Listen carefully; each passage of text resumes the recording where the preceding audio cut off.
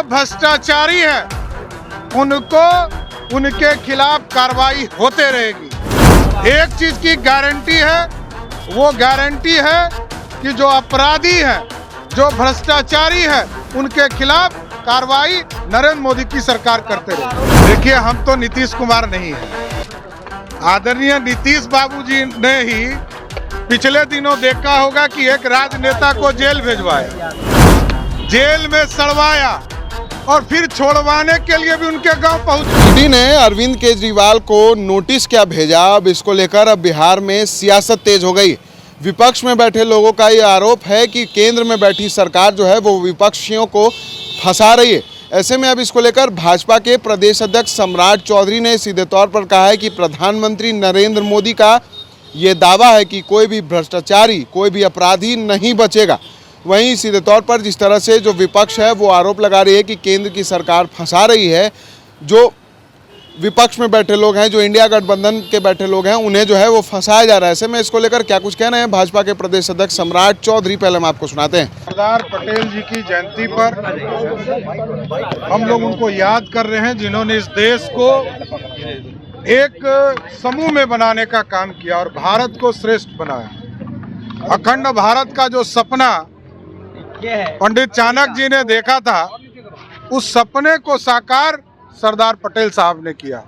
इसलिए आज देश के यशस्वी प्रधानमंत्री जी राष्ट्रीय एकता का प्रतीक के दिन पर आज दिन बनाने का काम कर रहे हैं।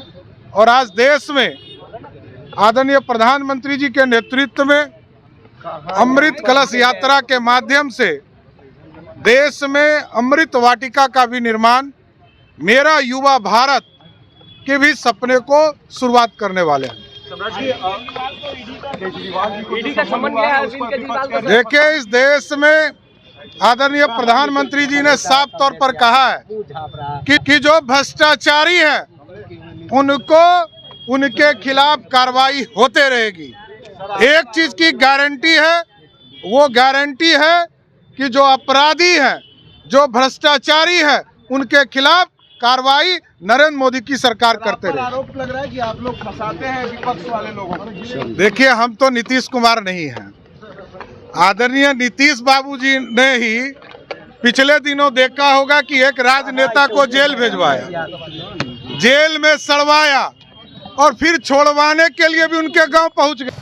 सीधे तौर पर भाजपा प्रदेश अध्यक्ष सम्राट चौधरी ने कहा है कि हम नीतीश कुमार नहीं हैं, जिन्होंने बीते दिनों एक राजनेता को जेल में सड़ा दिया और उसके बाद उनके घर पहुंच गए। उनके जेल से निकलने के बाद कहीं ना कहीं इशारा सम्राट चौधरी का आनंद मोहन की ओर था। जिस तरह से आनंद मोहन जो है वो काफ़ी लंबे समय तक जेल में बंद थे और उसके बाद वो जब जेल से निकले, उसके बाद मुख्यमंत्री नीतीश कुमार उनसे दोस्ती निभाने उनके घर पहुंच गए। तो ऐसे में कहीं ना कहीं सम्राट चौधरी ने, जिस तरह से विपक्ष के लोग ये आरोप लगा रहे हैं कि हमें फंसाया जा रहा है, तो ऐसे में सम्राट चौधरी ने साफ तौर पर कहा कि हम नीतीश कुमार नहीं हैं जो पहले फंसाते हैं और फिर उनको बचाने के लिए उनके घर पहुँच जाते हैं। Vishal Bhardwaj, NBC News 24, Patna.